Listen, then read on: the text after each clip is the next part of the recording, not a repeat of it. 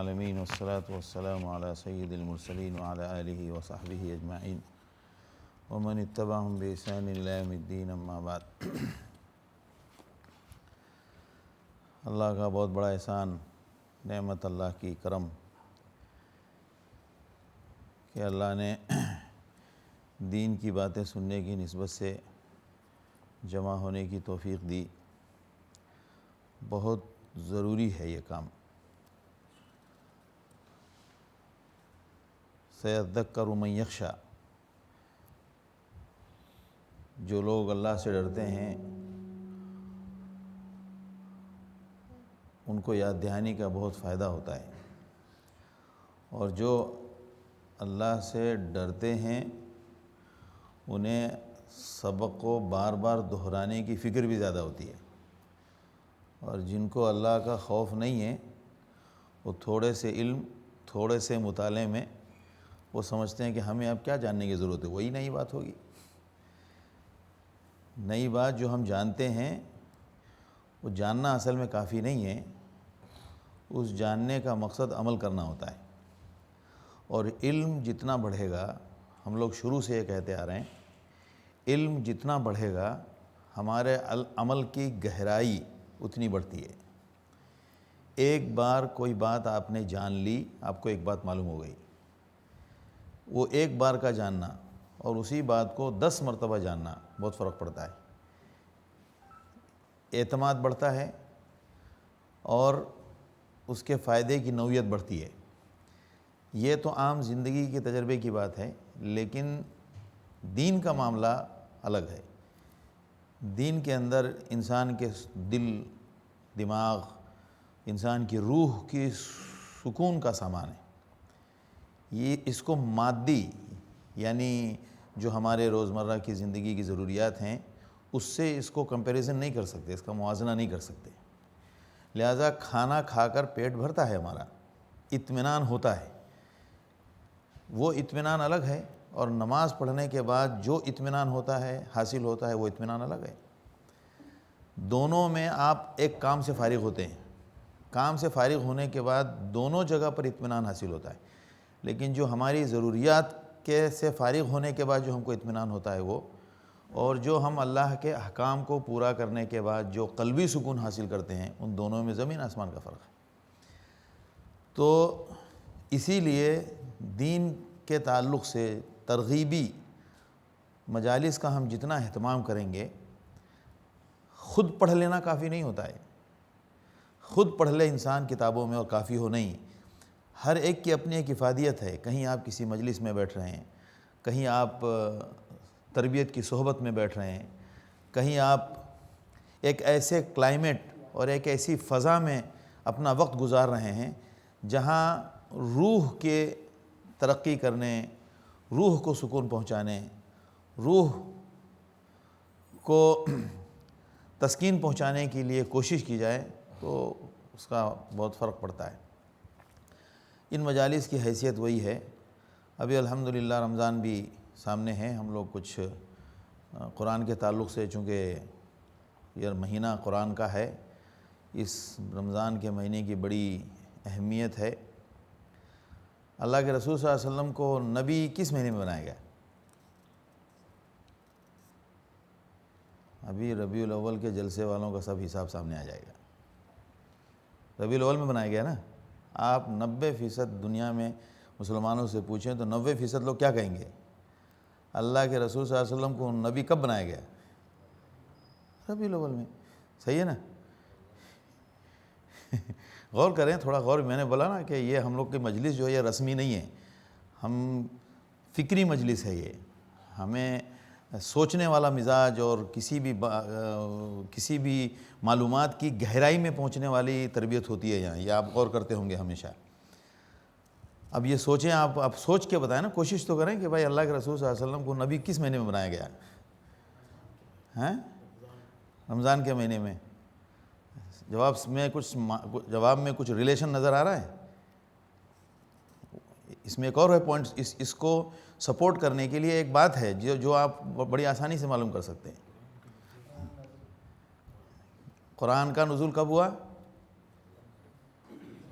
رمضان میں. اور آپ صلی اللہ علیہ وسلم کی نبوت، آپ کو نبوت کس شکل میں عطا ہوئی؟ قرآن کے نزول کس شکل میں عطا ہوئی نا. سب سے پہلے جب قرآن کی آیت نازل ہوئی وہی آپ کی نبوت کا آغاز تھا. اقرأ بسم ربک الذی خلق. اور قرآن کیا کہتا ہے؟ انا انزلناہ فی لیلۃ القدر. تو آخری نبی کے لیے نبوت دینے کے لیے جو مہینہ اللہ نے منتخب فرمایا وہ کون سا مہینہ؟ رمضان کا مہینہ. اور ہم اکثر یہ تو سب سنتے ہیں ہم کیا کہ قرآن کس کا مہینہ ہے؟ یہ رمضان کس کا مہینہ ہے؟ قرآن کا مہینہ ہے. تو یہ تو ہمارے ذہن میں بیٹھا رہا کیونکہ ہم اس قرآن کے ساتھ ہمارا ریلیشن پڑھنے کا، تلاوت کا، عقیدت کا، جذبات کا سب کچھ ہے. تو وہ بات تو رہی، لیکن ہم نے سوچنے کا سوچے نہیں کہ بھی ہم نے اس پر کہ اللہ کے رسول صلی اللہ علیہ وسلم نبی کس مہینے میں بنے. اب کیوں اس کو ڈسٹرب، اس کو نقصان کہاں سے پہنچا؟ ربیع الاول کے جلسوں سے.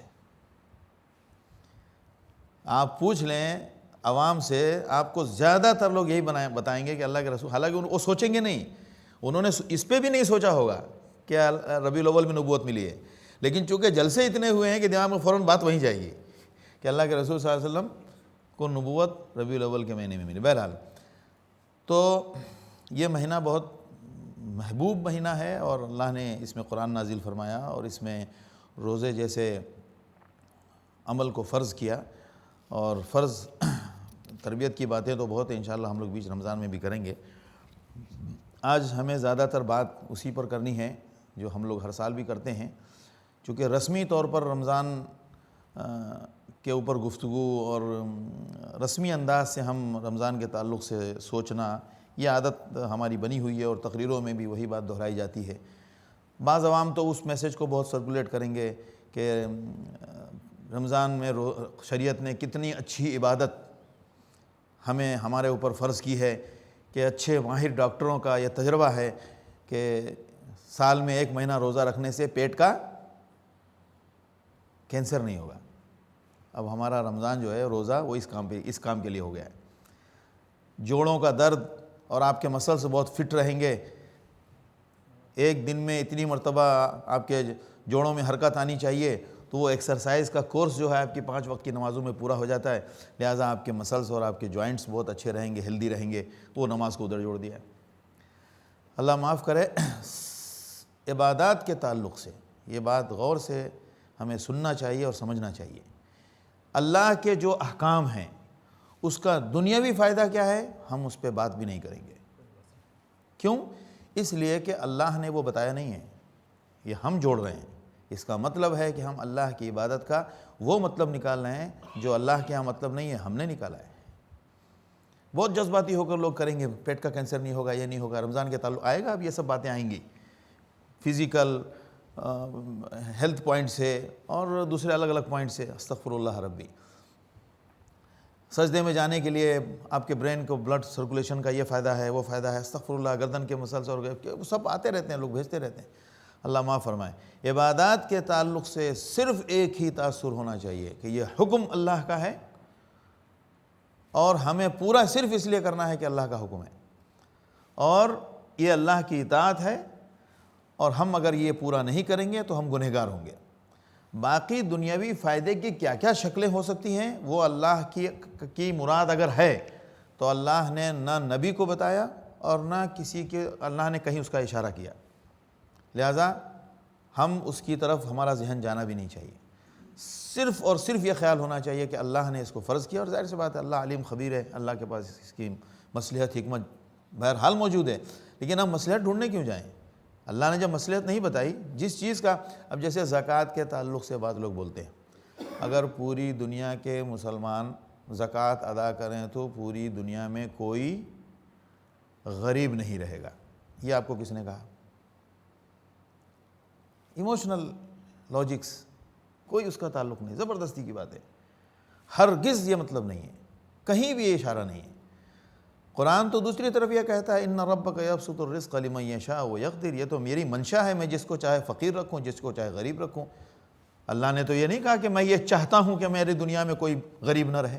یہ تو اللہ نے نہیں کہیں کہا. اللہ تو یہ کہہ رہا ہے کہ میں بہت سارے لوگوں کو غریب رکھوں گا، بہت سارے لوگوں کو امیر بناؤں گا.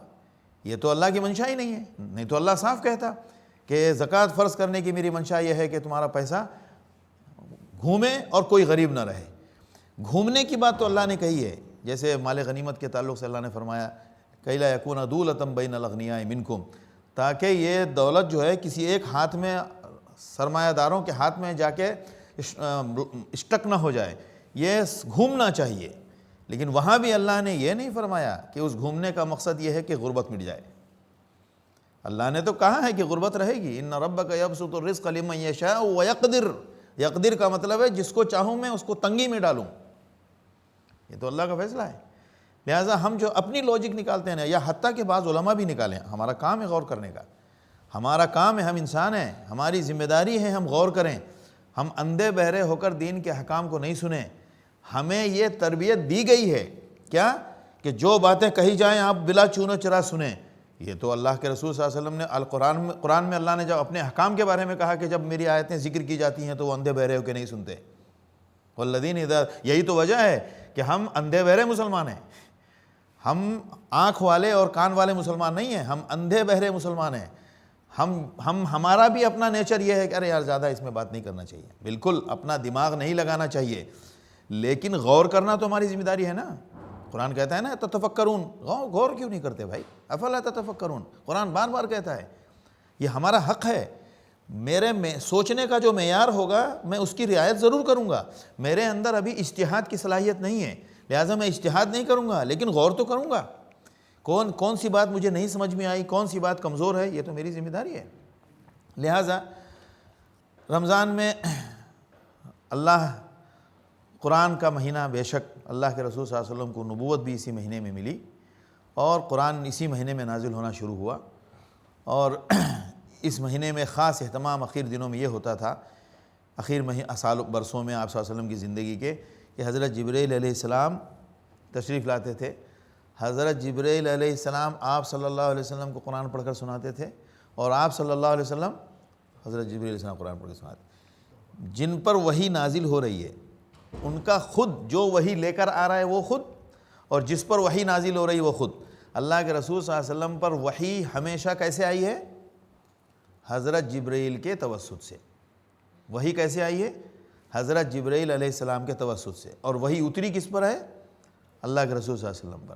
قرآن میں کہا نزل قل من کان فإنه نزل على قلبك بإذن اللہ، اللہ نے آپ کے اوپر اس وحی کو جبریل کے ذریعے نازل کیا، یعنی جبریل کو بیچ میں واسطہ بنایا۔ وَإِنَّهُ لَتَنزِيلُ رَبِّ الْعَالَمِينَ نَزَلَ بِهِ الرُّوحُ الْأَمِينُ۔ یہ آپ یہ بات دماغ میں سوچ لیجئے کہ اللہ کے رسول صلی اللہ علیہ وسلم پر جو وحی نازل ہوئی ہے آپ صلی اللہ علیہ وسلم پر، ہمیشہ وحی لانے والے کون تھے؟ حضرت جبرائیل علیہ السلام وحی لے کر آتے تھے۔ نزل بہ الروح الامین، سورہ شعراء۔ تو جو شروع سے پچھلے انبیاء کے ہاں بھی آپ صلی اللہ علیہ وسلم پر بھی وحی لے کر آتا رہا وہ، اور جس پر وحی اتری وہ خود وحی اتر رہی ہے، اس کے باوجود اس مہینے کا اہتمام خاص کیا تھا کہ وہ قرآن جو نازل ہو چکا تھا وہ سناتے تھے، اور وہ آپ صلی اللہ علیہ وسلم کو سناتے تھے۔ تو اس کا مطلب ہے کہ ہمیں بھی قرآن کی تلاوت کا اہتمام کرنا چاہیے۔ قرآن کی تلاوت میں زیادہ ختم کو کبھی بھی ٹارگٹ نہ کریں۔ معذرت کے ساتھ سنت صرف اللہ کے رسول صلی اللہ علیہ وسلم کی ہے، صحابہ کی بھی سنت نہیں ہے۔ صحابہ اللہ کے رسول کی سنت کو، غور سے سنیے میرے جملوں کو، اللہ کے رسول صلی اللہ علیہ وسلم کی سنتوں کو سمجھنے کی سب سے بڑی مثال کون ہے؟ صحابہ ہے۔ یہ فرق سمجھیے، صحابہ بھی سنت نہیں ہے۔ سنت کون ہے؟ یعنی سنت کس کی ہوتی ہے؟ اللہ کے رسول صلی اللہ علیہ وسلم کی۔ صحابہ کے ذریعے اس سنت کو سمجھنا ہمارے لیے بہت آسان ہو جاتا ہے، کیونکہ پریکٹیکلی اس کا جو اگزامپل ہمارے پاس ملتا ہے وہ صحابہ سب سے اعلیٰ مثال وہی ہیں، کیونکہ آپ صلی اللہ علیہ وسلم کے زمانے کے تربیت یافتہ ہیں۔ ہمارے یہاں واقعہ سنا کے کہ ایک دن میں 1 ختم، 4 ختم، 10 ختم، 12 ختم، یہ سب ڈرامہ کہتا ہوں میں اس کو۔ میرے معذرت کے ساتھ میرے جملے شاید کسی کو ناگوار گزریں، لیکن اب یہ سخت جملے بولنے پڑتے ہیں۔ اس کی وجہ کیا ہے؟ ان واقعات اور ان معمولات کے ذریعے وجہ سے ہم اللہ کے رسول صلی اللہ علیہ وسلم کی سنت اور اس پر عمل کرنے کی جو مثال صحابہ کی ہے اس سے ہم دور ہوتے ہیں۔ جتنا بیچ میں آپ ان معمولات کو بیچ میں لائیں گے آپ یقینی طور پر اللہ کے رسول صلی اللہ علیہ وسلم کی سنت سے دور ہوں گے۔ قرآن تو سمجھ کر پڑھنے کی چیز ہے، ہر انسان اپنی صلاحیت کے مطابق سمجھے گا۔ جس کو قرآن نہیں کچھ کر سکتا ہے تو کم سے کم سمجھنے کی کوشش کے نام پر ترجمہ ضرور پڑھے۔ جس کو ہندی میں معلوم ہے وہ ہندی ترجمہ پڑھے، جس کو انگریزی کا ترجمہ حاصل ہو آسانی سے پڑھ سکتا ہے وہ انگریزی ترجمہ پڑھے، اور لفظ لفظ پہ رکے، لفظ لفظ پہ رکے، ایک ایک لفظ۔ مثال کے طور پر آج ہماری آیت ہے جو ہم واقعہ سنا رہے ہیں، میں نے کہا تھا کہ قرآن کو سمجھنے کے لیے ذرا سا مزاج بنانے والی بات کریں گے۔ جس کو جس زبان میں آسانی ہو وہ ترجمہ حاصل کرے، قرآن کی تلاوت کرتا ہے آدھا پارہ کرے، ایک پارہ کرے، اتنا ہی کرے جتنا وہ سکون کے ساتھ، خوشی کے ساتھ، توجہ کے ساتھ پڑھتا ہے۔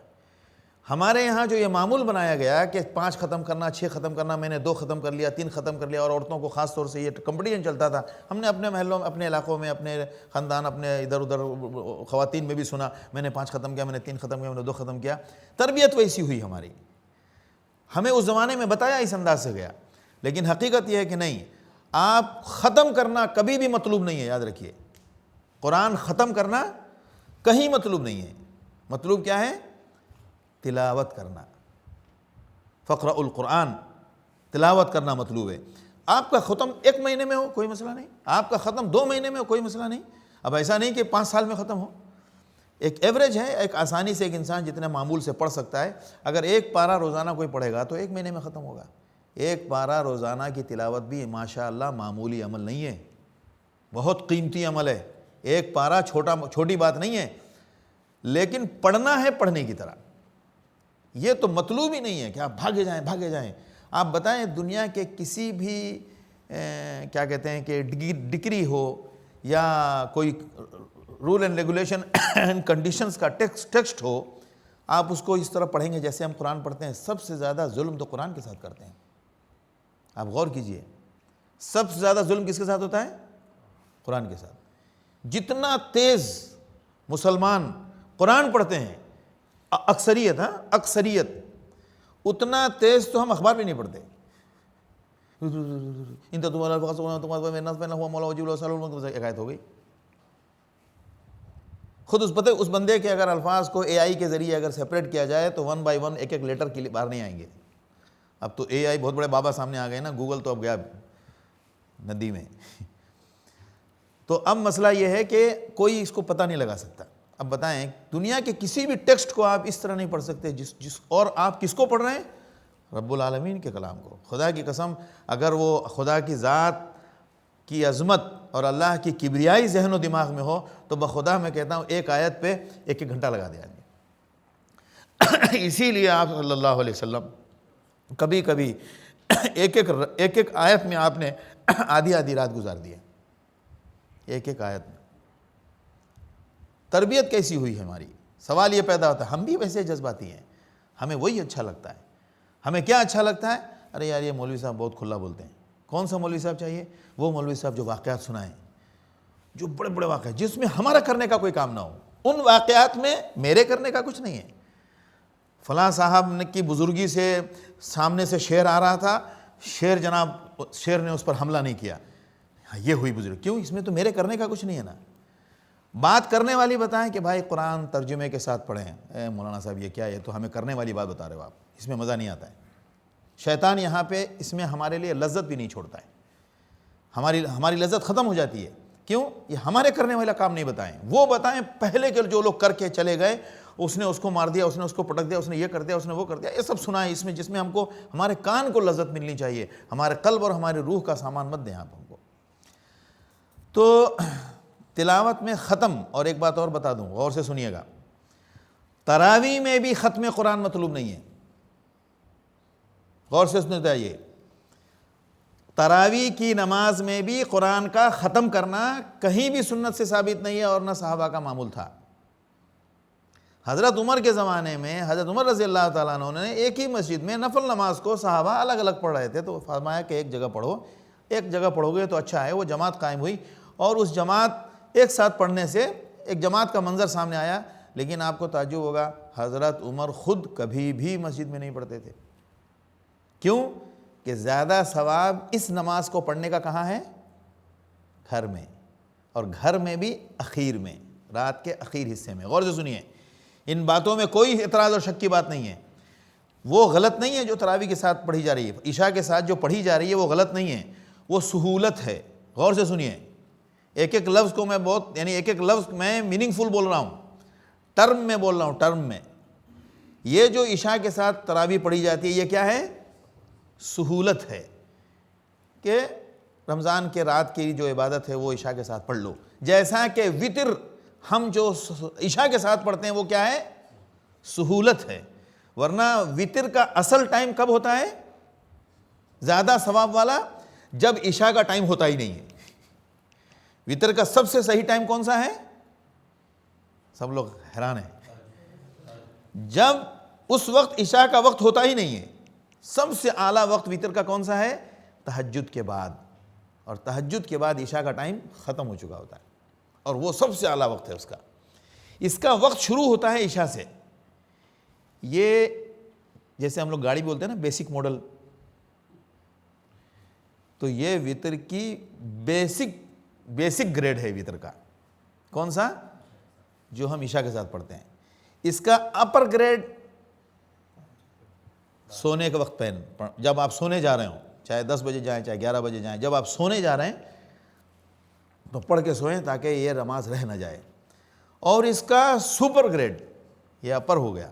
سپر گریڈ کون سا ہے؟ سنت پڑھی تراویح عشاء کے ساتھ، سنت پڑھی، سو گئے، تہجد میں اٹھے، تہجد کے بعد پڑھی، یہ اس کا سپر گریڈ ہے۔ فرق سمجھ میں آیا؟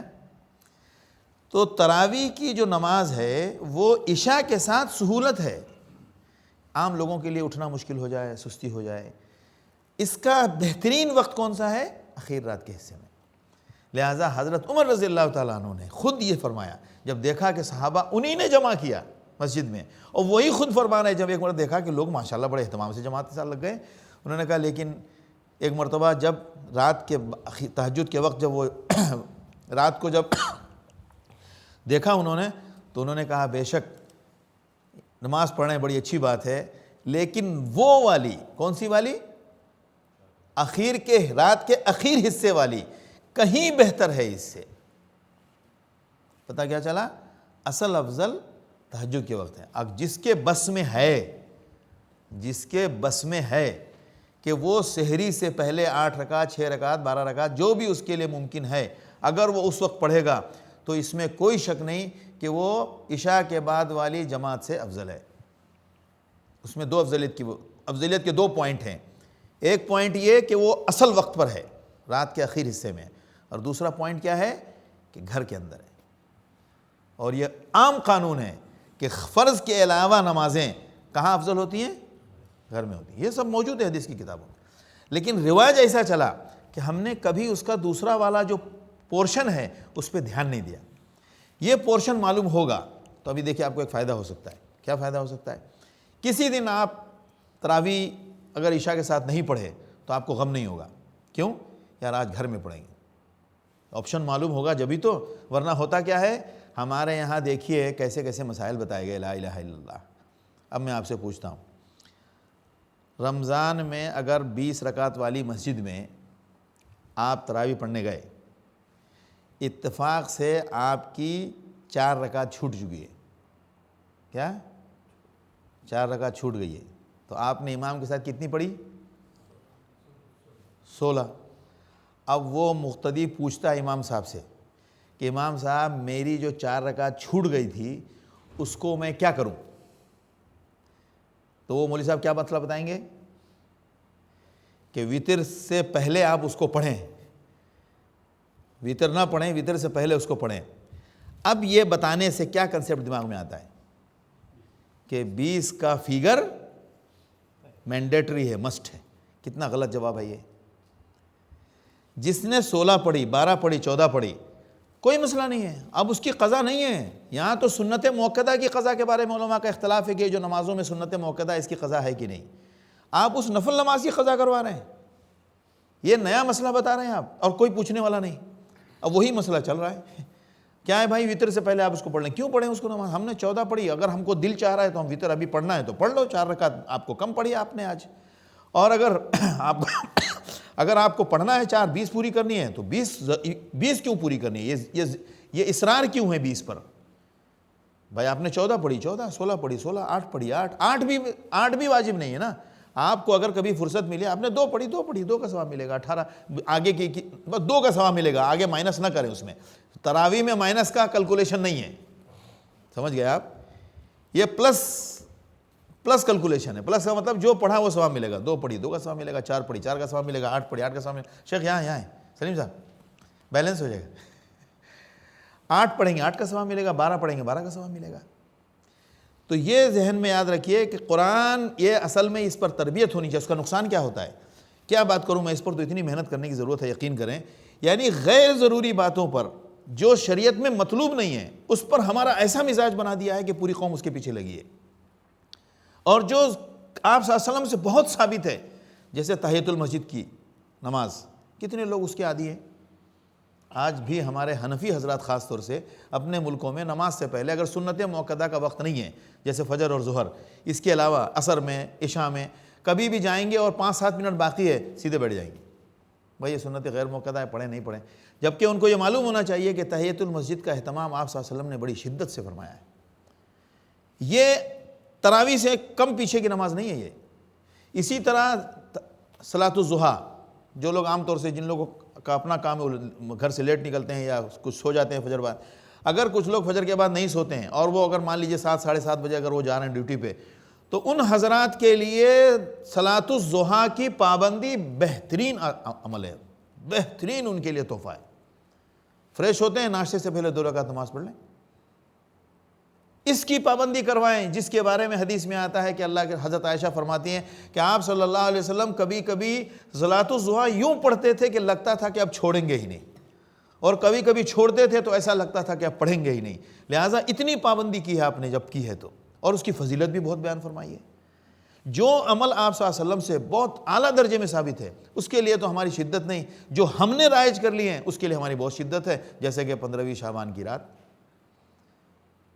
باضابطہ محدثین نے لکھا ہے، ابن رجب حنبلی کا یہ لفظ ہر سال ہم دہراتے ہیں اپنے تحریر میں، ان کے الفاظ میں، کہ سچ بات یہ ہے کہ لا یصح شیء فی ہذہ اللیلہ، اس رات کے بارے میں ایک بھی صحیح بات لا عن رسول اللہ ولا عن اصحابی، نہ تو آپ صلی اللہ علیہ وسلم سے ثابت ہے اور نہ آپ کے صحابہ سے. اور اس کے اہتمام کے لیے پورا ملک گونج رہا ہوتا ہے، پورا سوشل میڈیا ایک دم وائبریٹ میں ہوتا ہے. اس زمانے میں وائبریشن پر ہوتا ہے.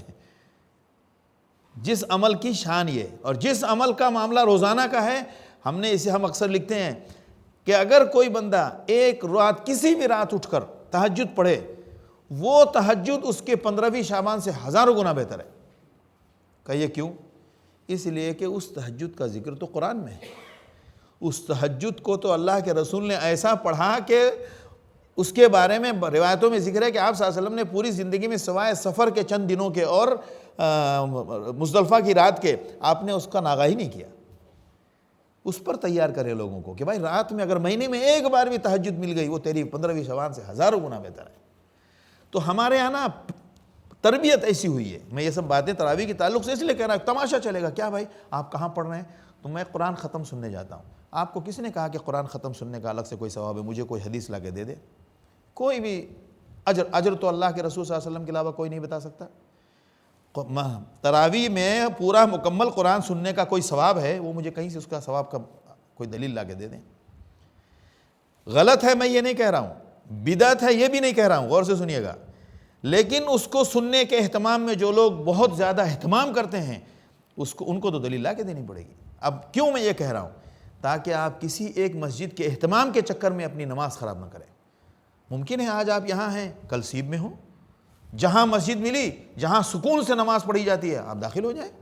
نتیجہ کیا ہوتا ہے؟ لوگ اپنا کام چھوڑ کے، اپنے روٹین کو چینج کر کے، اپنا شیڈیول بنا کے اسی مسجد میں پہنچتے ہیں. کیوں بھائی؟ میرا چھوٹنا نہیں چاہیے قرآن. اچھا کیا سنتے ہیں وہ؟ یہ بھی مجھے ذرا بتائیں، سنتے کیا ہیں؟ قرآن پڑھنے والے کے پیچھے موجود رہتے ہیں، یہ تو میں مان لوں گا. سنتے کیا ہیں؟ انہیں تو پتہ ہی نہیں ہوتا ہے کہ اگر وہ امام صاحب نے 2 کی جگہ 1 پہ ہی قاعدہ کر لیا تو وہ لقمہ بھی نہیں دیں گے کہ بھائی 1 پڑھ رہے امام صاحب کے 2 پڑھ رہے ہیں، لیکن ہم قرآن سن رہے ہیں. ایک دعویٰ. وجہ کیا ہے؟ عبادت اچھی ہونی چاہیے، عبادت کو اچھی کریں اور طریقے سے خشوع کے ساتھ عبادت پڑھی جائے، روزے کو بچانے کی کوشش کی جائے، یہ دھیان دیا جائے کہ کون کون سے کام ہیں جو روزے کو بہت خراب کرتے ہیں، ابھی سے اس کی ٹینشن لی جائے۔ ہم یہ بعض لوگ کہتے ہیں نا، بعض علماء نے لکھا ہے کہ جنت کے دروازے کھول دیے جاتے ہیں، جہنم کے بند کر دیے جاتے ہیں، اس کا مطلب فزیکلی ایسا ہوتا ہے؟ بعض علماء نے کہا نہیں، یہ نہیں، ایسا نہیں ہوتا ہے۔ ایسا اس کا مفہوم یہ ہے کہ اس مہینے کا ماحول اللہ کی طرف سے ایسا مبارک ہو جاتا ہے کہ ہر بندہ اس کام کی طرف لپکتا ہے جو جنت میں لے جانے والے ہیں۔ جس کو یہ کہا گیا ہے، کہتے ہیں نا ہم فون کر رہے ہیں، آ جائیں ہمارے گھر پہ، ہمارے دروازے تو آپ کے لیے سیکورٹی لاک لگا ہوا ہے، لیکن بولتے ہیں نا ہمارے دروازے آپ کے لیے، یہ عام بات ہے، یہ زبان میں بولا جاتا ہے۔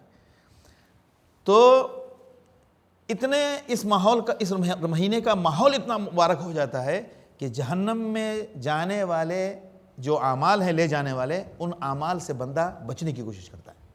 یار یہ نہیں کرنا، اچھا نہیں، جھوٹ، رمضان میں جھوٹ بول رہے ہو، دیکھ رہے ہیں آپ، کوئی مولوی نہ ہو، ایک عام آدمی بھی بولے گا رمضان میں جھوٹ بول رہے، ارے رمضان میں ایسا کر، کبھی کبھی موبائل دیکھتے الٹی، ارے یار رمضان ہے، سائڈ کرو۔ یہ آٹومیٹک، یعنی خدا کی نعمت ہے، یعنی غیبی طور پر یہ ماحول ہوتا ہے۔ اسی طرح شیطان کو بیڑی لگا دی جاتی ہے، مطلب یعنی ایسا ماحول ہوتا ہے کہ شیطان کا بس چل نہیں پاتا ہے۔ یہ اس مہینے کی خصوصیت، لہٰذا اس کی ٹینشن پہلے سے لینی پڑے گی کہ یار کیا کیا چیزوں سے ہمیں محتاط رہنا ہے۔ جیسے کچھ چیزیں ہوتی ہیں، جیسے خاص طور سے ایک گناہ تو بہت عام ہے، میں شاید کہتا ہوں سب سے پہلے تو میں اپنے آپ کو کہتا ہوں کہ بہت زیادہ بغیر سوچے سمجھے، بغیر تکلف کے ہوتا ہے، وہ ہے غیبت۔ خطرناک گناہ، ضرورت سے زیادہ ہوتا ہے۔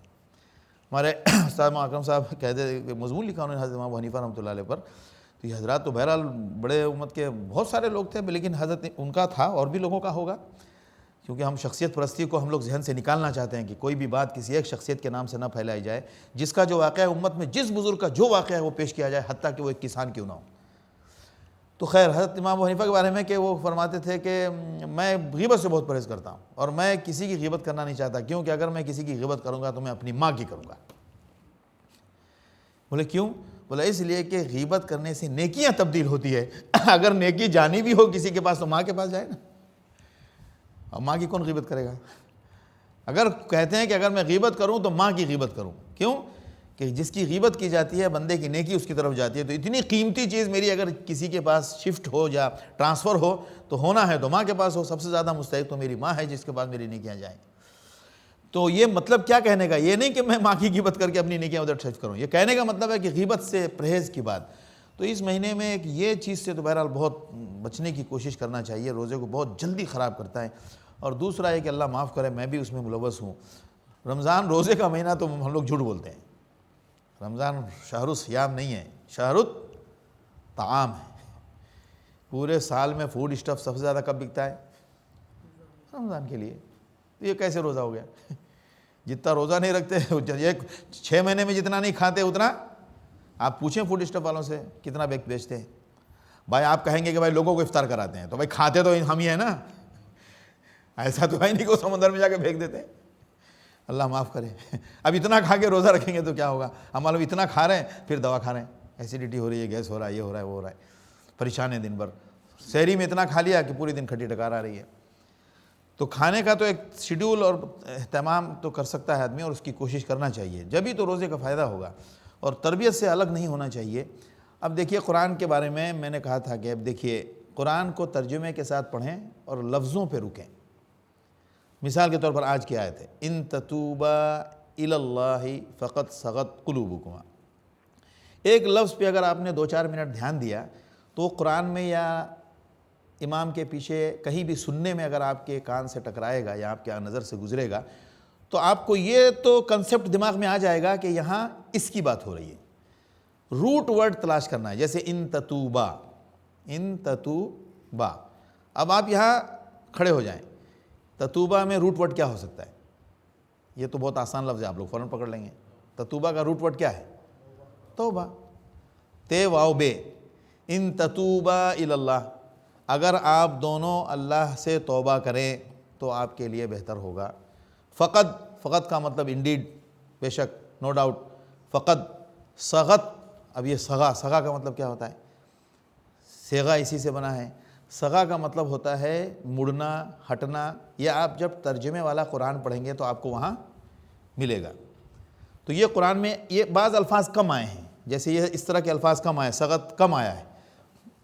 قلب معلوم ہے آپ کو، فقط سغت قلوبکما، قلب کی جمع قلوب، ایک بار دماغ میں بٹھا لیں، قلب سنگولر ہے اور قلوب پلورل ہے۔ اس طرح آپ ورڈ پہ رکیں، کم سے کم ایک دن میں 2-4 سطروں پہ یہ عادت ڈالیں۔ اس کا فائدہ کیا ہوگا کہ جب اس کو ترجمے کے ساتھ پڑھ کر ورڈ بائی ورڈ آپ رکیں گے تو آپ کو پورے سال الفاظ کے ساتھ مناسبت ہوگی اور قرآن سیکھنے کا شوق پیدا ہوگا۔ جب ایک لفظ کو چھیڑیں گے نا آپ تو آپ کو آٹومیٹک خیال آگا، یار اس کا یہ دوسرا کدھر ہے، اس کا وہ پارٹ کدھر ہے، اس کی دوسری سچویشن کیا ہے، اس کے دوسرے فارمز کیا ہیں۔ ان تتوبا الی اللہ، اگر آپ دونوں اللہ سے توبہ کریں تو یہ آپ کے لیے بہتر ہے۔ عربی کے گرامر کی بہت ساری چیزیں تو ایک دم سے نہیں آئیں گی، اس کے لیے تو قرآن کا کلاس لینا پڑے گا۔ جیسے اس میں ایک چیز محذوف ہے، ان تتوبا الی اللہ، اگر آپ اللہ سے توبہ کریں، آگے کی بات اس میں ذکر نہیں ہے۔ اس کو ہم اردو میں بولتے ہیں نا، اگر آپ توبہ کر لو، آگے بات ہم نہیں بولتے۔ کیا مطلب ہے؟ اگر آپ توبہ کر لیں تو یہ بات ٹھیک ہو جائے، آپ توبہ کر لیں تو زیادہ بہتر رہے گا۔ کبھی کبھی ہم پوری بات نہیں بولتے ہیں۔ ان تتوبا الی اللہ، اگر آپ دونوں اللہ کے حضور میں توبہ کر لیں تو یہ آپ کے حق میں بہتر ہوگا۔ فقط سغت قلوبکما، اس لیے کہ آپ دونوں کا دل حق سے ہٹ گیا ہے۔ فقط سغت قلوبکما، اب اس کا ریفرنس تو ہم نے پچھلی بار بتایا تھا نا کہ آپ صلی اللہ علیہ وسلم کے گھر میں، مطلب ازواج مطہرات کے پاس آپ عصر بعد تشریف لے جاتے تھے تو دیر ہونے لگی دوسرے ازواج کے پاس پہنچنے میں۔ حضرت عائشہ اور حضرت حفصہ وغیرہ نے یہ میٹنگ کی کہ بھائی یہ دیر کیوں ہوتی ہے، تو پتہ لگایا تو پتہ چلا کہ حضرت زینب کے یہاں ایک شہد آیا ہوا ہے، جو شہد سرو ہوتا ہے تو اس میں تھوڑا سا وقت لگ جاتا ہے، اسی لیے دوسرے ازواج کے یہاں جانے میں تھوڑی دیر ہوتی ہے۔ تو ان حضرات نے ایک بات طے کی کہ آپ صلی اللہ علیہ وسلم جب تشریف لائے تو یہ کہنا ہے کہ آپ صلی اللہ علیہ وسلم کے دہن مبارک سے بو آ رہی ہے، اور آپ صلی اللہ علیہ وسلم کسی بھی قسم کی بدبو تو چھوڑ دیجئے، وہ بو جو بو ہوتی ہے صرف جو پسند نہیں کی جاتی ہے، تو اس بو کو بھی آپ صلی اللہ علیہ وسلم سے احتیاط کرتے تھے۔ تو آپ صلی اللہ علیہ وسلم نے کہا کہ میں آج کے بعد سے یہ شہد نہیں کھاؤں گا، قسم کھا لیا آپ نے۔ تو اللہ کی طرف سے تنبیہ آئی کہ شہد حلال ہے، اس کو آپ نے اپنی طرف سے کیسے حرام کر لیا۔ یہاں پر ایک پوائنٹ میں نے پہلے بھی بتایا تھا کہ جتنی بھی دنیا میں آپ صلی اللہ علیہ وسلم کے توسط سے ہم تک حرام اور حلال کی جتنی بھی باتیں ہمارے پاس احکام آئے ہیں، وہ آپ صلی اللہ علیہ وسلم نے خود نہیں کیے ہیں، وہ آپ صلی اللہ علیہ وسلم اللہ کی طرف سے ملتا تھا، آپ صلی اللہ علیہ وسلم ہم کو بتاتے تھے۔ یعنی ہم جو بھی اتباع کر رہے ہیں، کس کی اتباع کر رہے ہیں؟ اللہ کی۔ اسی لیے قرآن کہتا ہے من یطع الرسول فقد اطاع اللہ، جس نے رسول کی اتباع کی اس نے اللہ کی اتباع کی۔ کیا مطلب؟ کیوں ایسا فرمایا؟ اس لیے کہ نبی جو کچھ کہتا ہے وہ کس کی کہتا ہے؟ اللہ کی کہتا ہے۔ یہی ہے شان نبوت، اسی کا نام ہے شان نبوت۔ اور یہ شان سب کو تو ملے گی نہیں، جس کو اللہ نے منتخب کیا ہوا وہی مصطفیٰ ہے اور وہی مجتبی ہے۔ لہٰذا تو یہ حضرات نے جب وہ کیا تو آپ صلی اللہ علیہ وسلم، آگے کی کافی تفصیلی بات ہے، تو چونکہ اس میں زیادہ وہ دو ازواج کا نام نہیں لیا ہے قرآن نے، اور اشارہ ان کی طرف ہے، چونکہ وہ پورا سیناریو سامنے تھا، تو جب وہی اتری تو ان کو معلوم ہے کہ کس کے کون مراد ہیں اس سے، تو وہیں پر کہا جا رہا ہے کہ آپ نے جو مشورہ کر کے یہ پروگرام بنایا کہ یہ کیا کہتے ہیں کہ شہد کی بو آ رہی ہے، اور آپ نے نبی کو اس چیز کے لیے کنونس کیا جو نبی نہیں چاہتا تھا، اور نبی کو کنونس کر کے اس چیز سے ہٹایا جو نبی چاہتا تھا۔ اللہ کے رسول صلی اللہ علیہ وسلم شہد پینا پسند فرماتے تھے، تو یہ بات کہہ کر آپ صلی اللہ علیہ وسلم کی پسندیدہ حالت سے آپ صلی اللہ علیہ وسلم کو مطلب ڈائیورٹ کیا، تو اس پر تنبیہ آئی کہ یہ کام غلط ہوا ہے، لہٰذا آپ لوگ توبہ کریں۔ ان تتوبا الی اللہ فقد صغت قلوبکم۔ اب یہاں پر دیکھیے، غلطی ماننا قرآن یہ سکھا رہا ہے، کیا کہ جہاں جس سے غلطی ہو اس کو تسلیم کرنا چاہیے۔ آپ صلی اللہ علیہ وسلم کے طرف کوئی نشاندہی نہیں کر سکتا ہے امت میں سے سوائے اللہ کے. وہ اللہ نے کیا, اللہ نے فرمایا نا کہ بھائی آپ نے کیوں حرام کی یہ چیز. اللہ کے علاوہ نبی کو کوئی رہنمائی نہیں کر سکتا ہے. نبی کی رہنمائی براہ راست اللہ کی طرف سے ہوتی ہے, اور ہمیں رہنمائی نبی کے علاوہ کوئی نہیں کر سکتا ہے. کیوں؟ اللہ کی رہنمائی ہمیں براہ راست نہیں ملتی ہے. کیسے ملتی ہے؟ نبی کے توسط سے ملتی ہے, کیونکہ نبی نہ ہو تو ہمیں کیسے رہنمائی ملے؟ نبی ہی کے ذریعے پوری وحی آتی ہے, سب کچھ آتا ہے. توفیق الگ چیز ہے, ہاں توفیق الگ چیز ہے. تو لہٰذا اب ازواج مطہرات تو امت میں ہیں, لہٰذا ازواج مطہرات کو آپ صلی اللہ علیہ وسلم کی طرف سے یہ کہا گیا کہ ان تتوبوا الی اللہ, آپ لوگ, یعنی آیت تو براہ راست وہی ہے, یہ اللہ فرما رہے ہیں کہ اگر تم لوگ توبہ کرو, کیونکہ آپ نے اللہ کے رسول صلی اللہ علیہ وسلم کو آپ صلی اللہ علیہ وسلم کی پسندیدہ حالت سے ہٹایا, لہٰذا اس معاملے میں آپ لوگ حق پر نہیں تھے. اس معاملے میں, کس معاملے میں؟ یہ جو پورا معاملہ ہوا ہے شہد کا کیس. فقط سغت قلوبکما, اب قلوب کا سمجھ میں آ گیا. وَإِن تَظَاهَرَا عَلَيْهِ, اگر آپ جتھا بندی کریں گی اللہ کے رسول کے خلاف. کیا؟ جتھا بندی. اب یہاں پر لفظ کیا آیا ہے آپ کے سامنے؟ تو ابھی چونکہ ورڈ نہیں ہے, آپ جب قرآن سامنے ہوگا تو آپ دیکھ سکتے ہیں. جن کو قرآن عربی میں پڑھنا معلوم ہے تو وہ اردو بھی اگر جانتے ہیں تو ان کے لیے تو بہت آسان ہے یہ سب سمجھنا, چونکہ اردو کے اندر الفاظ یہ استعمال ہوتے ہیں. مثال کے طور پر ہم لوگ آپس میں گفتگو کرتے ہیں, کیا کہتے ہیں؟ ظاہر ہے. کیا بولتے ہیں؟ ہر بات میں بولتے ہیں نا ظاہر ہے, یہ وہی لفظ ہے. ظہور ہو گیا یعنی اپیئر ہو گیا, سامنے آ گیا. تو تظاہرہ, آپ لوگ, آپ پروٹیسٹ کو بھی ایک لفظ بولتے ہیں اردو میں. کیا بولتے ہیں؟ مظاہرہ ہوا. کیا بولتے ہیں؟ مظاہرہ. مظاہرے میں کیا ہوتا ہے؟ لوگ باہر نکل آتے ہیں. سب کے دل میں ایک آبجیکشن تھا, ایک ڈاؤٹ تھا, ایک کنفیوژن تھا, یا ان کو ایک چیز پسند نہیں تھی, اس سے وہ متفق نہیں تھے, اس کو انہوں نے ظاہر کر دیا. لہٰذا جتھا بندی کر کے باہر آئے. تو ہم اردو میں کیا بولتے ہیں؟ یہ مظاہرہ عربی میں بھی استعمال ہوتا ہے, عربی میں بھی مظاہرہ استعمال ہوتا ہے. اب مل کر کسی بات کے لیے پروگرامنگ کر کے اپیئر ہونا, یہ ورڈ اس میں سامنے ظاہر آ رہا ہے. وَإِن تَظَاهَرَا عَلَيْهِ. تو اب آپ اس کو, جب اس کا روٹ ورڈ کیا ہے؟ ظہور. روٹ ورڈ کیا ہے؟ ظہور. اور بعض لوگوں کے مطابق ظہر کو ظہر بھی اسی لیے کہتے ہیں. کیوں؟ دن کا سب سے کلیئر جو پورشن ہوتا ہے وہ کون سا ہوتا ہے؟ دوپہر کا. اور ظہر کو ظہر بھی اسی لیے کہتے ہیں کہ انسان کی پیٹھ بالکل جب جائے تو انسان کی پیٹھ بالکل ظاہر ہوتی ہے. تو بہرحال اس روٹ ورڈ میں آپ جائیں گے تو آپ کو بہت سارے الفاظ اس طرح ملیں گے. تو اس سے فائدہ کیا ہوگا؟ اب یہ لفظ کہیں بھی آپ کو ظہرا, ظاہر, ظاہرین یہ سب ملے گا تو آپ کو یہ سمجھ میں آئے گا. ظاہرہ کا مطلب غالب ہونا بھی آتا ہے. تو وَإِن تَظَاهَرَا عَلَيْهِ, اگر آپ لوگ اللہ کے رسول صلی اللہ علیہ وسلم کے خلاف جتھا بندی کریں گے. کس کے بارے میں کہا جا رہا ہے؟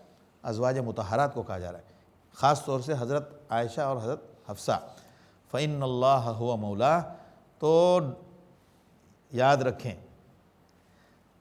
اللہ نبی کا ساتھ دے گا, جبریل نبی کا ساتھ دے گا, اور سارے نیک مسلمان نبی کا ساتھ دیں گے. اب آپ اور فرشتے تو مزید سپورٹ میں آگے آئیں گے. وَالْمَلَائِكَةُ بَعْدَ ذَلِكَ ظَهِيرًا, اینڈ ایڈڈ کیا کہتے ہیں کہ سپورٹ کیا ہوگا؟ اینڈ ایڈڈ سپورٹ فرشتوں کی طرف سے, کہ فرشتے بھی سپورٹ کے لیے سامنے آ جائیں گے. اب دیکھیں یہاں پر بھی ظہیر آ گیا. کیا نام آ گیا؟ کیا آ گیا؟ ظہیر. ظہیر, لفظ ظہیرہ جو ہے دوپہر کے وقت کو بھی بولتے ہیں, وقت الظہیرہ. دوپہر کے وقت کو جو ظہر سے پہلے کا جو وقت ہوتا ہے اس کو وقت الظہیرہ بھی کہتے ہیں. اور ظہیر کا لفظی ترجمہ ہے ظا کے ساتھ ظہیر. ظہیر کا لفظی ترجمہ ہے کوئی کسی کو سپورٹ کرے, سپورٹ کرنے والا, جس کو اردو میں بولتے ہیں پشت پناہی کرنا. ظہیر کا جو ایک عام اردو کا لفظ کیا ہے؟ پشت پناہی کرنے والا. تو اگر آپ لوگ اللہ کے رسول صلی اللہ علیہ وسلم کے خلاف دو مل کے جتھا بندی کریں گے تو آپ دو ہو, یاد رکھو. اور ادھر سے اللہ کے رسول صلی اللہ علیہ وسلم کی حمایت میں کون کون ہوگا؟ اللہ. فَإِنَّ اللَّهَ هُوَ مَوْلَاهُ وَجِبْرِيلُ, جبریل, وصالح المؤمنین, اور نیک اللہ کے نیک بندے, وَالْمَلَائِكَةُ بَعْدَ ذَلِكَ ظَهِيرًا, اور مزید سپورٹ میں فرشتے بھی سامنے آ جائیں گے. اب اس طرح اگر ایک ایک لفظ کو ہم غور کر کے سنیں گے پڑھیں گے تو ترجمے سے نسبت ہوگی۔ عام طور سے لوگ شکایت کرتے ہیں کہ نماز میں دل نہیں لگتا ہے۔ اس کی ایک بہت بڑی وجہ یہ ہے کہ نماز میں جو پڑھا جاتا ہے، جو قاری امام قراءت کر رہا ہے وہ ہم سمجھ نہیں پاتے ہیں، اور جو ہم خود پڑھتے ہیں وہ ہم کبھی کبھی نہیں سمجھتے ہیں۔ اگر موٹا موٹا لمسم جو اس کا تھیم ہے یا لمسم جو اس کا میسج ہے، اگر آپ اس طرح پڑھنے کی عادت ڈالیں گے تو اس کا ایک لمسم جو میسج ہے وہ ہمارے دماغ میں کنوے ہوگا۔ رمضان میں ہم اس کی کوشش کریں، جیسے میں نے ابھی آپ کو بتایا ایک روٹ ورڈ ہے، اب اس روٹ ورڈ کے لیے آپ پوچھ لیں ہم سے، یا جو جاننے والے ہیں ان سے پوچھ لیں، جو عربی زبان کے لغت کو ادب کو انہوں نے پڑھا ہے، عربی کو اچھی زبان کو ادب کی شکل میں اچھی طرح پڑھا ہے، آپ ان سے رجوع کریں، آپ کو وہ بہت سارے الفاظ کلیئر کر دیں گے۔ اور اردو بولنے والوں کے لیے تو تھوڑا زیادہ آسان ہے، کیوں کہ وہ اس سے ملتے جلتے الفاظ تقریباً اردو میں استعمال ہوتے ہیں۔ والملائکۃ بعد ذالک ظہیرا۔ اب جیسے دیکھیے صالح، ہم آپ سب بولتے ہیں، کیا بولتے ہیں؟ نیک صالح انسان ہے، نیک صالح انسان ہے، ہم آپ سب بولتے ہیں۔ اب یہ لفظ جب آئے گا کہیں پر بھی آئے گا وَكَانَ أَبُوهُمَا صَالِحًا، اب بتائیے اس کا ترجمہ سمجھنے میں آپ کو کیا پریشانی ہے؟ کانا کا مطلب ٹو بی، ٹو ڈو دونوں ہو سکتا ہے، یہاں پر ٹو بی ہے وَكَانَ، اور ان دونوں کے والد کیا تھے؟ صالح تھے۔ کانا کا مطلب یہاں واز ہے، and their parent was a صالح مومن، نیک مومن بندے تھے ان کے۔ وَكَانَ أَبُوهُمَا صَالِحًا۔ اب جب ایمان پڑھے گا یا آپ اپنی نماز میں پڑھیں، آپ کا ذہن، اور کبھی کبھی ایسا ہوتا ہے کہ آپ جب کسی لفظ کے ساتھ مصروف ہوتے ہیں تو کبھی کبھی نماز میں پورا ذہن اس میں لگا ہوتا ہے، اور اللہ کے کلام میں ذہن کا لگنا یہ نماز کی ضرورت ہے، یہ نماز کا کام ہے۔ وَكَانَ أَبُوهُمَا، اس کے بعد اب اللہ نے فرمایا کہ آپ نے یہ تنبیہ ہو گئی ان کو، اور پھر ایک اور تنبیہ ہو رہی ہے، عَسَىٰ رَبُّهُ میں بھی، عَسَىٰ رَبُّهُ، اس کا رب، دیکھیے اب اللہ رب تو اللہ سب کا ہے، لیکن جب گفتگو ہوتی ہے تو کسی ایک کی طرف میرا خدا میرے لیے کافی ہے، تو جس کو چیلنج کر رہے ہیں اس کا بھی تو خدا وہی ہے، لیکن ہم آپ گفتگو میں یہ استعمال کرتے ہیں۔ عَسَىٰ رَبُّهُ، یقیناً اس کا رب، ان طلقکن، اگر تم کو اس نے طلاق دے دی، کس نے؟ تم تمام ازواج کو۔ اب یہاں پر پتہ یہ چل رہا ہے کہ مین جو پروگرامنگ تھی یا پلاننگ تھی وہ اس میں مین جو ہے وہ کون تھی؟ حضرت عائشہ اور حضرت حفصہ، لیکن ان کے ساتھ فیور میں تمام ازواج تھی، اگر نہ ہوتی تو یہ سب کو دھمکی نہیں دی جاتی۔ عَسَىٰ رَبُّهُ إِن طَلَّقَكُنَّ، کہ تو یہ یقین رکھو کہ اگر اس نے تم کو طلاق دے دی، یعنی اللہ کے رسول صلی اللہ علیہ وسلم نے، تو یقیناً اس کا رب تمہارے بدلے میں دوسری بیویاں اس کو عطا کر دے گا۔ يُبْدِلَهُ أَزْوَاجًا خَيْرًا مِّنكُنَّ، اور یہ بھی یاد رکھو جو تم سے بہتر ہوں گی۔ عَسَىٰ رَبُّهُ إِن طَلَّقَكُنَّ يُبْدِلَهُ أَزْوَاجًا خَيْرًا مِّنكُنَّ مُسْلِمَاتٍ مُؤْمِنَاتٍ قَانِتَاتٍ، جو مسلمان ہوں گی، مومن ہوں گی۔ مسلم اور مومن، اسلام اور ایمان دو چیزیں ہیں۔ ایمان کیا ہے؟ عقیدے کا نام ہے، ماننے والی چیزیں، جو چیزیں مانی جاتی ہیں اس کو کیا کہتے ہیں؟ ایمان، اور جو چیزیں کرنے والی جو چیزیں اس کو کیا کہتے ہیں؟ اسلام۔ اسلام احکام کا نام ہے اور ایمان عقیدے کا نام ہے۔ یعنی ایمان میں ہم کیا کہتے ہیں؟ آمنت باللہ، میں مانتا ہوں کہ اللہ ایک ہے، وحدہ لا شریک ہے، اور اللہ کے فرشتے ہیں، اللہ کے فرشتوں پر ایمان ہے، رسولوں پر، کتابوں پر، آخرت کے دن پر، یہ ایمان ماننے والی بات ہے۔ اور احکام کیا ہے؟ بنی الاسلام علی خمس، اسلام کی بنیاد 5 چیزوں پر ہے۔ کس پر؟ نماز، روزہ، زکوٰۃ، حج۔ اور اس سے پہلے کرنے والا کام کیا ہے؟ منہ سے شہادت بولنا پڑے گا۔ کیا بولنا پڑے گا؟ منہ سے شہادت کا کلمہ بولنا پڑے گا، اشہد ان لا الہ الا اللہ۔ ایمان میں ماننا ہے، اور کلمے میں، اسلام میں کیا ہے؟ منہ سے ادا کرنا ہے۔ لہٰذا کوئی بندہ منہ سے کلمہ پڑھتا ہے، وہ دل سے نہیں مانتا ہے، تو ایمان کا فیصلہ اللہ کرے گا۔ ظاہر کا فیصلہ مومن، ایک بندہ مسلمان ہے کہ نہیں، وہ اس کے عمل سے اور اس کے اقرار سے معلوم پڑے گا۔ اگر اس نے زبان سے کہہ دیا کہ میں اللہ کو نہیں مانتا، تو وہ اسلام سے خارج ہو گیا، یہ جملہ اس کو اسلام سے خارج کر دے گا۔ لیکن ایسا ہو سکتا ہے کہ ایک بندہ بظاہر منہ سے بولتا ہے، لیکن اس نے دل سے اللہ کو وہ مان رہا ہے، کسی وجہ سے شاید اس نے منہ سے بولا، تو وہ جانے اسلام کا فیصلہ تو دنیا میں کیا جا سکتا ہے، لیکن ایمان کا فیصلہ اللہ کے علاوہ کوئی نہیں کر سکتا ہے۔ فرق سمجھیں آپ، یہ بہت باریک بات بتا رہا ہوں، کیونکہ ایمان ماننے کی چیز ہے۔ مثال کے طور پر اللہ کے رسول صلی اللہ علیہ وسلم نے فرمایا ہمارے اور کافروں کے درمیان فرق کیا ہے؟ نماز۔ جو بندہ نماز چھوڑتا ہے بس وہ کیا ہے؟ وہ مسلمان جیسا عمل نہیں کرتا ہے۔ یعنی حدیث میں آیا نا کہ جس نے نماز جان بوجھ کے چھوڑی اس نے کفر کیا، تو یہ کفر والا عمل ہے۔ تو کفر والے عمل ظاہر ہو جاتے ہیں۔ ابھی جیسے ہماری بحث ہوئی، ایک صاحب کو میں ایسی بتا رہا تھا یہی مسلمان کسی کو کافر کہنے والی بات پر، تو مجھ سے اصل میں اتنی تربیت ہوئی ہے، ایسا جذباتی بنا دیا ہے امت کو کہ اس نے ہمارے ذہن کو خراب کر دیا ہے۔ کل ایک چھوٹا سا پوسٹر ہمارے پاس کہیں سے آیا تو ہم نے اس کو بھیجا گروپ میں، تو ہمارے استاد نے کہا زبردست، ایسے ہی چھوٹے چھوٹے پوسٹر کی ضرورت ہے پبلک کے لیے۔ اس میں لکھا تھا کہ 313 صحابہ جو ہیں وہ 1000 کافروں کے اوپر اس لیے غالب ہو گئے کہ وہاں نہ کوئی دیوبندی تھا، نہ کوئی بریلی تھا، نہ کوئی سنی تھا، نہ کوئی شیعہ تھا، نہ کوئی وہابی تھا، سب صرف مسلمان تھے۔ ہمارے ہاں کیا ہو گیا؟ مسجدوں پہ لکھا ہے، یہاں لکھا ہے، اس پر تو خیر بہت بات کرنے کی ضرورت ہے، اللہ معاف فرمائے۔ تو اس سے بات ہو رہی تھی تو ہم نے کہا کہ بھائی ہم شیعہ کو کافر نہیں کہتے، چونکہ وہ ایمانیات اور اسلام کی ساری باتوں کو مانتا ہے، اس میں تعویل کرتا ہے، یہ اس کا کام ہے۔ ہم کفر کا فتویٰ دینے کے ہم قائل نہیں ہیں، کوئی دیتے ہیں دیا کریں، ہم کسی کے بارے میں کچھ بات نہیں کرتے، ہم اپنی بات کر رہے ہیں آپ سے۔ اس سے امت میں بہت نقصان ہوا ہے، اور آج تک 100 سال سے زائد ہو گئے، 100 سال سے کئی صدیوں سے امت اس کو جھیل رہی ہے، اس بے مطلب کی باتوں کو، اور اس میں بے مطلب کے جو سیاسی قسم کے کھیل کھیلنے والے لوگ ہیں جنہوں نے امت کو بانٹ کے رکھ دیا، ایک دم بھیڑا غرق کر دیا ہے امت کا۔ تو ہم نے کہا کہ بھائی، انہوں نے کہا کیسے آپ ان کو کافر نہیں مانتے؟ میں نے کہا اچھا کیوں مانوں کافر؟ بولا وہ حضرت عائشہ امہات المومنین کو ایسے کہتے ہیں، صحابہ کو گالی دیتے ہیں۔ میں نے کہا ٹھیک ہے، یہ بتائیے کہ صحابہ کو گالی دینا زیادہ بڑا گناہ ہے یا 5 وقت کی نماز نہ پڑھنا زیادہ بڑا گناہ ہے؟ چپ۔ پھر بھی ان کو یہ لاجک سمجھ میں نہیں آ رہی، پھر بھی ضد کر رہے ہیں۔ میں نے کہا نہیں، آپ پہلے یہ بتائیے، وہ چھوڑیے، یہ 5 وقت کی نماز چھوڑنا جس کے بارے میں اللہ کے رسول صلی اللہ علیہ وسلم نے خود فرمایا، صحابہ کو گالی دینے کے بارے میں آپ صلی اللہ علیہ وسلم نے نہیں فرمایا کہ وہ کافر ہو جائے گا، لیکن نماز کے بارے میں آپ صلی اللہ علیہ وسلم نے بذات خود فرمایا، اور نماز کا معاملہ ایسا ہے۔ تو جتنے لوگ صحابہ کو گالی دیتے ہیں اس سے زیادہ لوگ تو نماز نہیں پڑھتے ہیں 5 وقت کی، تو سب کو کافر کہیے؟ بھئی یہ تو اللہ کے رسول صلی اللہ علیہ وسلم نے فرمایا نا، سب کو کافر کہو۔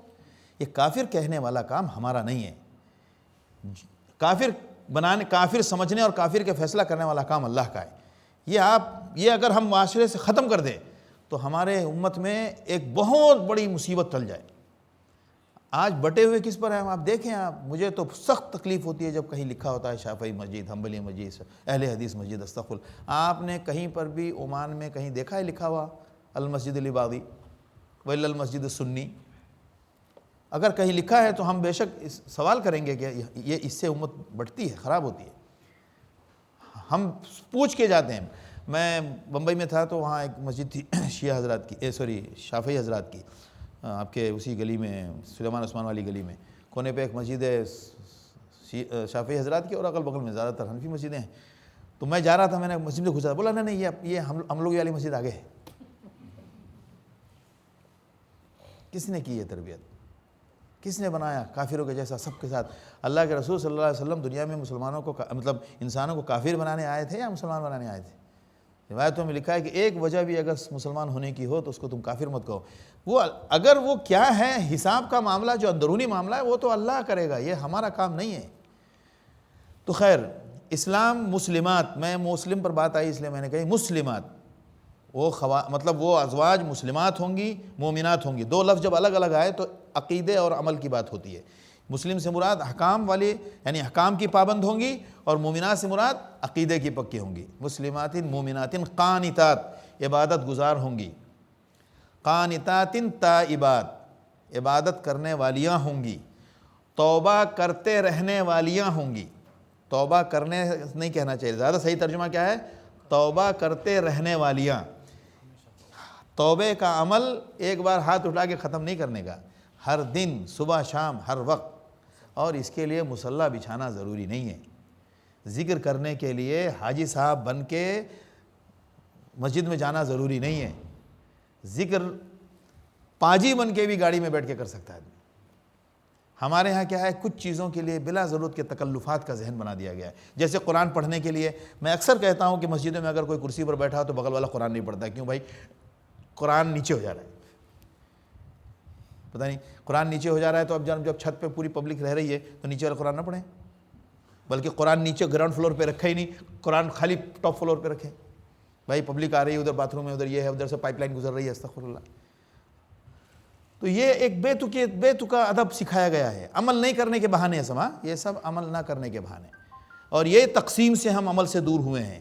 ہمارے یہاں یقین کیجئے، میں بہت محنت کرتا ہوں تحیۃ المسجد پر. میں نے دیکھا ہے مزدور بھی ماشاءاللہ تحیۃ المسجد پڑھنے لگے. میں 2 چیز پر میں نے بہت محنت کرتا ہوں. گاؤں جاتا ہوں کچھ چیزوں پر، جیسے مغرب کی اذان اور اقامت میں فصل نہیں ہوتا ہے ہمارے یہاں. میں ہر جگہ جا کے اس پر اعتراض کرتا ہوں. میں نے کہا یہ بتاؤ کہ مغرب کے بعد، اذان کے بعد دعا جو ہے، دعا وہ کون پڑھے گا؟ تمہارا فرشتہ پڑھے گا. دعا پڑھو، اس کے بعد درود پڑھو. اتنا وقفہ اور 2 رکعت مسجد نبوی میں آپ صلی اللہ علیہ وسلم نہیں پڑھتے تھے، لیکن صحابہ 2 رکعت پڑھتے تھے. اتنا وقفہ ہونا چاہیے، یہ سنت ہے. اور تحیۃ المسجد کا معمول کیوں نہیں ہے؟ عصر میں اور عشاء میں خاص طور سے جب آئیں گے تو بیٹھ جائیں گے لوگ عموماً، اگر وقت ہے تو. تحیۃ المسجد کیوں نہیں پڑھتے ہو؟ جمعے کے دن آئیں گے، اگر جمعے کے دن وقت سے پہلے پہنچے ہیں تو سیدھے بیٹھ کے جا کے پہلے قرآن پڑھنے لگیں گے. سب سے پہلا کام ہے مسجد میں داخل ہونے کے بعد، سب سے پہلا کام ہے 2 رکعت تحیۃ المسجد پڑھیے. اتنا اہتمام فرماتے تھے آپ صلی اللہ علیہ وسلم. تو قانتات تائبات، تو اس کے لیے، ذکر کے لیے، کسی بھی چیز کے لیے کہیں پر بھی، بلکہ ذکر تو میں تو کہتا ہوں، میں تو کل بھی ایک صاحب کو کہہ رہا تھا، یار گاڑی میں آدمی اکیلے ہونا واقعی بہترین خانقاہ ہوتی ہے. وہ رسمی خانقاہ نہیں. ہاں عبدالرحمٰن صاحب ابھی میرے سامنے آ جائیں گے. رسمی خانقاہ مراد نہیں ہے. خانقاہ سے مراد جہاں پر ایک آدمی تنہا ہو اور اللہ کو یاد کرے. گاڑی میں جب بھی ہوں بخدا اللہ کو یاد کرنے اور ذکر کرنے کا بہترین موقع ہوتا ہے. گاڑی چلاتے رہیے، درود پڑھتے رہیے، اذکار کے جو کلمات ہیں اس کو دہراتے رہیے. کوئی نہیں ہوتا ہے، تنہائی ہوتی ہے، اور اللہ کو یاد کرنے کا سب سے بڑا مزہ جو ہے وہ تنہائی میں. ہمارے تو گانا لگا دیتے ہیں، کوئی نہیں ہے چلو گانا سن لیتے ہیں، کوئی بیٹھ جائے گا تو گانا نہیں سن سکتے. بہترین اچھا موقع ہوتا ہے. تو مومنات تائبات، تو توبہ کرتے رہنے والیاں، عبادت کرنے والیاں، عابدات سائحات، عبادت کرنے والیاں، سائحات، روزہ رکھنے والیاں، سیبات، اور جو شادی شدہ ہوں، اور ابکارہ اور کنواریاں. اور نبی کو آپ کی جگہ دوسری ایسی ازواج اللہ دینے پر قادر ہے اور دے گا. اب بعض علماء نے یہاں سے ایک نقطہ نکالا ہے، جب یہ نہیں بدلی تو اس کا مطلب ہے یہ ساری کوالٹیاں ان کے اندر ہی تھی، لیکن ان کو ہوشیار کیا گیا کہ آپ یہ یاد رکھیے اللہ اس پر قادر ہے، لہٰذا آپ نبی کو پریشان نہ کریں. جن لوگوں کے ازواج، شوہر دینی اور رفاہی اور ملی کاموں میں مصروف رہتے ہیں، ان کے لیے اس صورت میں بہت زیادہ رہنمائی ہے. بیویاں خاص طور سے ان گھرانوں کی، ہر ایک، اسی لیے قرآن کہتا ہے یا نساء نبی لستن کاحد من النساء. اے نبی، یہ کیس ہوا کب تھا؟ یہ جو باتیں آئی ہیں نا، آپ صلی اللہ علیہ وسلم نے جو نان نفقہ کا جو تقاضا ہو رہا تھا، ذرا ٹائٹ سچویشن تھی اور تنگی تھی، تو ازواج مطہرات نے تھوڑا سا سمجھیے مظاہرہ کیا ایک طرح سے، اور آپ صلی اللہ علیہ وسلم کے ساتھ مطالبہ کیا، تو آپ صلی اللہ علیہ وسلم نے ناراضگی کی اور 1 مہینہ آپ علیحدہ رہے، جس میں حضرت، وہ لمبا قصہ ہے، اگر موقع رہا تو انشاءاللہ رمضان کے بعد سنائیں گے، کیونکہ ابھی تو یہ آن لائن والا حساب ہونے والا ہے. تو جن لوگوں کے گھروں میں ان کے شوہر دین کا کام کرتے ہیں، ملی کام کرتے ہیں، انسانیت کے لیے بے لوث خدمات انجام دیتے ہیں، بڑے خوش نصیب ہیں وہ لوگ جو ان کے گھر کے لوگ ان کا تعاون کریں. اور دین کا معاملہ جب بھی آئے تو گھر کے ممبرز کو بہت بڑھ چڑھ کے ساتھ دینا چاہیے اور چھوٹ دینی چاہیے. یہ مثال صرف نبی کے اوپر، یہ قصہ اللہ خدا نخواستہ نبی کی ڈیٹیل سنانے کے لیے نہیں، ورنہ تو یہ تو ان ہاؤس میٹر ہے، یہ تو سنانا نہیں چاہیے. نہیں سمجھے آپ؟ یہ تو اندرون خانہ کا معاملہ ہے، یہ تو ایکچولی بتانا نہیں چاہیے. لیکن نبی کا کوئی معاملہ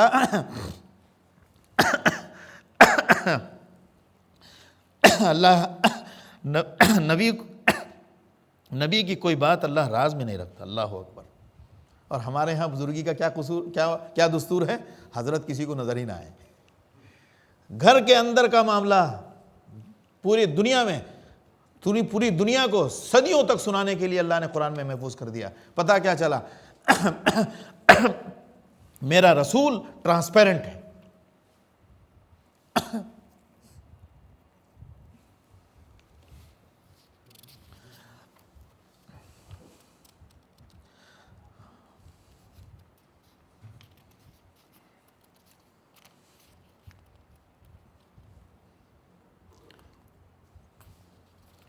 صلی اللہ تعالیٰ علیہ وسلم۔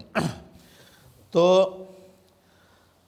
بے شک اب ہم لوگ اس پر، اس صورت پر تو اب رمضان کے بعد ہی بات ہوگی۔ رمضان کے اندر انشاءاللہ ہم لوگ آن لائن سلسلہ رکھیں گے اور وہ سلسلہ رہے گا، اس میں بھی پابندی سے شریک ہوں۔ بہت ساری باتیں، کبھی کبھی کچھ معاملات ایسے ہوتے ہیں، بہت ساری بگڑی ہوئی بات، کسی ایک درس میں کچھ سنا، آپ نے کچھ جان لیا، کبھی بچوں کو فائدہ ہو گیا، کبھی گھر کو فائدہ ہو گیا۔ یہ دروس کو ہلکا نہیں لینا چاہیے۔ یہ ایسا لگتا ہے کہ اللہ نے جتنی بڑی نعمت اس ملک میں دی ہے اس کے اوپر اس کی اتنی قدردانی نہیں ہے۔ کتنا چاہیے وقت؟ ہفتے میں 1 گھنٹہ، 2 گھنٹہ، 1-2 جگہ جا رہے ہیں تو 2-3 گھنٹہ، باقی تو وقت ضائع ہو جاتا ہے۔ اللہ ادھر ادھر، اللہ تعالیٰ ہماری ان محنتوں کو قبول فرمائے۔ اور کچھ اعلان ہے تو